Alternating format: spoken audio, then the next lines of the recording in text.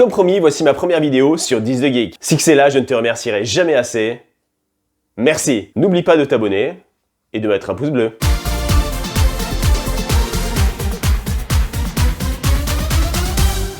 Salut à toutes et à tous, bienvenue dans ce premier opus de 10 de Geek spécial, réplique de film. J'aurais pu, j'aurais dû, mais ils n'y seront pas. Le monde se divise en deux catégories. Ceux qui ont un pistolet chargé et ceux qui creusent. Toi, tu creuses. Ça marche avec un sabre laser? Je suis ton père. Même si j'ai fréquenté ta mère 9 mois avant ta... Oh putain... Vous voulez un chewing-gum? Oh non, merci. Ah si, prenez un chewing-gum, Émile. Bonne fête des morts, mesdames. Ou encore... Porc et même pas un verra, c'est rien qu'une truie. Oh merde. Allez, c'est parti. On commence par un grand classique, sans doute un des meilleurs films de Noël. Pendant que certains ouvrent leurs cadeaux, il y en a qui s'ouvrent les veines. Gremlins. Ron Pelzer, inventeur raté mais persévérant, trouve le cadeau de Noël idéal pour son fils, Billy, un mogwai. Son ancien proprio le met en garde. Il ne faut pas l'exposer à la lumière, ni le mouiller. Mais la règle la plus importante, la règle que vous ne devez jamais oublier, même s'il pleure, même s'il vous supplie, ne jamais lui donner à manger après minuit. Vous avez compris? Oui, tout ce que tu veux. Je te remercie. Et je te souhaite un joyeux Noël. Bonsoir, Clarisse. Ah, le silence des agneaux. J'ai été interrogé par un employé du recensement.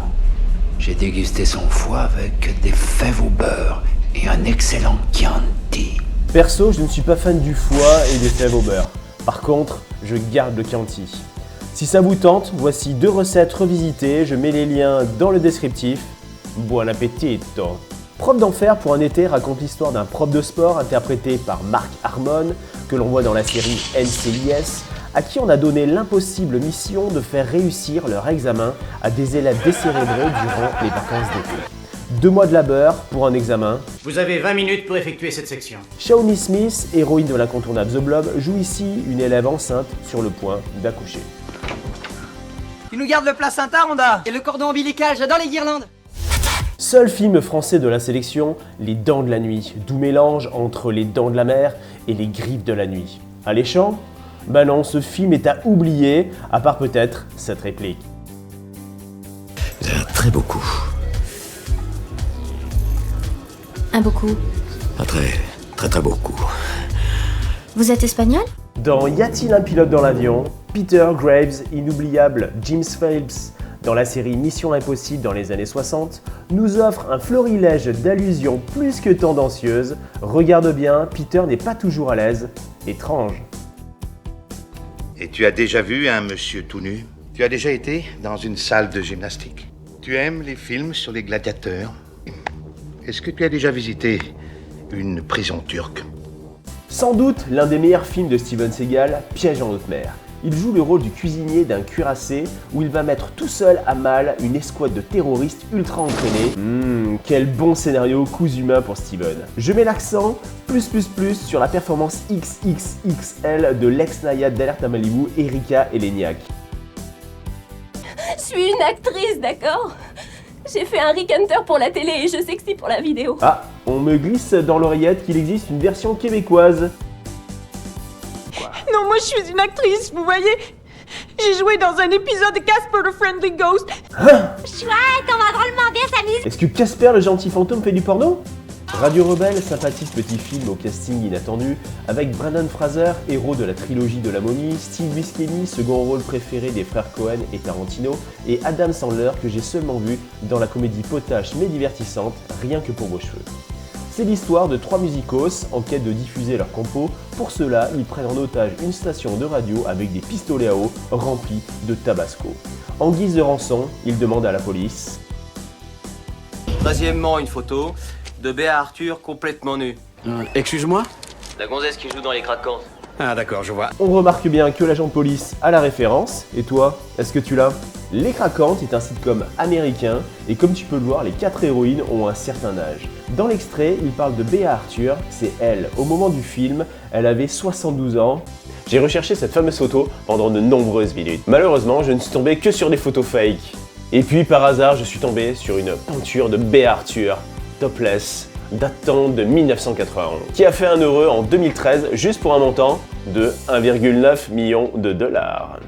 B. Arthur, extraordinaire. Commando, mais que fait Schwarzy dans ce nanar? Tout est mauvais, le scénario, le jeu d'acteur, les dialogues, pour preuve. Ce n'est pas grave, je m'en sortirai.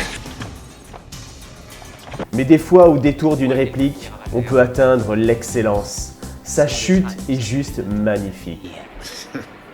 T'es un marrant, Sully. Je t'aime bien. C'est pour ça que je te tuerai le dernier. Tu te souviens, Sully? Je t'ai promis que je te tuerai le dernier. C'est vrai, Patrick, c'est ce que t'as dit. Je t'ai menti. On retrouve Peter Graves dans Y a-t-il un pilote dans l'avion 2. On le sent beaucoup plus à l'aise, le casting de l'enfant est juste parfait, savoure. Tu joues à la baballe avec lui? Ouais, Bien. Et ça te plaît de lui lancer un bâton pour qu'il te le ramène? ouais. J'en étais sûr. Eh bien, Mazette, Scrap, c'est un vrai garçon, on dirait. Ah oui. Jimmy, est-ce que ça te plaît lorsque Scraps s'agrippe à ta jambe et qu'il se frotte de haut en bas? Pour la première place, une évidence, la fameuse tirade du sergent instructeur Hartman dans Full Metal Jacket. Stanley Kubrick a permis à l'acteur d'écrire et d'improviser certaines scènes du film inspirées de son passé comme instructeur chez les Marines. Que du bonheur. Et toi, t'as quelle excuse? Chef, excuse pourquoi, chef? C'est moi qui les pose les questions, deuxième pompe. Est-ce que tu peux comprendre ça? Chef, oui, chef! Très bien, merci beaucoup, merci. Alors je peux donner des ordres, peut-être? Chef, oui, chef! Est-ce que t'es tout perturbé? Est-ce que t'es tout nerveux? Chef, je suis nerveux, chef! Et c'est moi qui te rends nerveux? Chef! Chef, quoi? Mais dis donc, est-ce que t'allais pas me traiter de sale con? Chef, non, chef! Combien tu mesures, deuxième pompe? Chef, 1m75, chef! 1m75, jamais vu un tas de merde aussi haut que ça! Tu m'en tuberais pas de 2 cm quelque part? Hé! Chef, non, chef! Mon cul! Je sais bien que ce que tu avais de mieux à couler de la fente de ta maman chérie est fini en flaque marron sur son matelas pourri! T'es une vraie chure, toi! D'ailleurs, tu viens de quelle bled paumée, deuxième pompe? Chef, du Texas, chef! Ah, férole de Dieu, Texas, y'a que des taureaux et des pédés qui viennent du Texas, mon petit cow-boy! Vu que t'es pas très taureau sur les bords, tu serais donc de l'autre bord! Tu suces des nœuds? Chef, non, chef! Tu serais pas popeur de pape? Chef, non, chef! Parierais que t'es du genre à enfiler un mec jusqu'au trognon sans avoir l'élémentaire politesse de lui manipuler gentiment le petit frère. Je te préviens, jetez à l'œil. Alors bande de taureaux, vous avez kiffé ce premier épisode de Dido Geek? Parce que moi en tout cas je me suis bien amusé, j'espère que toi aussi. Voilà, si c'est le cas, pense à mettre un pouce bleu, à t'abonner, à me laisser un commentaire avec d'autres répliques oubliées que j'ai oubliées. Voilà, des bisous, à la prochaine, ciao!